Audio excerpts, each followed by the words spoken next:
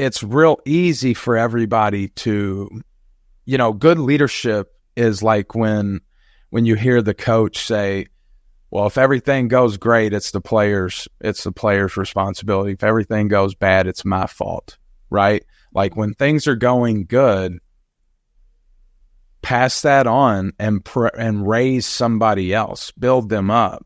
When things are going bad, that's when it's time for you to step in and take responsibility. So that is accountability, not being the victim, taking ownership of the outcome. But like you said, Lindsay, responsibility is a very different thing. And I really think they're both just mindsets. So it's a mindset. So, again, pulling out of this high road leadership, some people may think that being responsible is the same thing as being accountable. Later research shows that they are quite different mindsets. Being accountable means you are answerable and willing to accept the outcome. But being responsible goes much farther. It is the mindset that says, I am the person who must make this happen. Whether it stems from your belief system, because your boss places that expectation on you, or the best place that expectation on themselves. And Lindsay, I think that's where you said, my mother showed me that example and led from the front in what accountability and responsibility looks like, right? If it's meant to be, it's up to me. It's right. Going to be on my shoulders. So we're in direct sales, right? Like if we don't go out if we don't make it happen today, guess what? We don't get paid. So no better place, no better necessity for us to have that accountable and responsible mindset. Because if we're waiting for somebody else to go make a sale that's going to pay money in our bank account, we're going to starve to death, right? So there's certain places where that mindset starts to force itself on you. Right. Right, Linz? Right. Absolutely. Well, and responsibility, when you think about that, that's in the present, right? So each and every individual that is listening to this call in this moment, what is it that you're wanting to take responsibility for right now? Whether that be your business, and maybe some of you on this call, you had a game plan January 1, and maybe it totally did an upside down twirl and you're in a polar opposite direction. It's not too late to change the direction. It's not too late. And so taking responsibility in the present, in the accountability portion, is really the outcome, right? The outcome at the end of the year. I'm very much a goal-driven individual.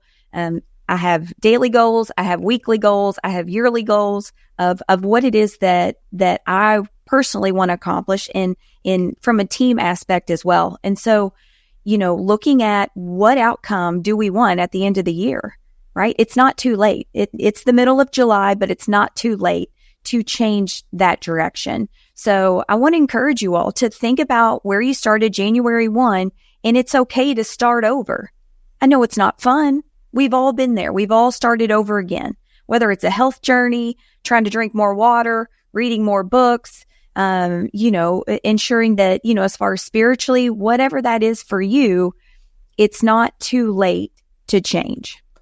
Yeah, it's never too late, right? I guess the crossroad is, do you want to continue to take the wrong steps forward, or do you want to stop and regress and change your path? And I love the mindset. We talk about it a lot. Every Monday we have 52 different opportunities to change the direction of our week. And I even go further thinking we have 365 opportunities to change the direction or to double down the speed we're going if we're in the right direction, right?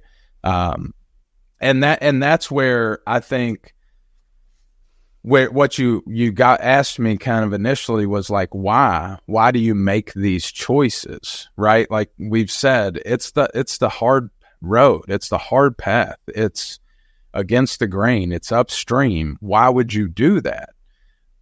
Well, one of the big reasons why is because you separate yourself, right? Like if you want to be an above average producer or an above average earner in the United States of America, you're going to have to do some things differently, right?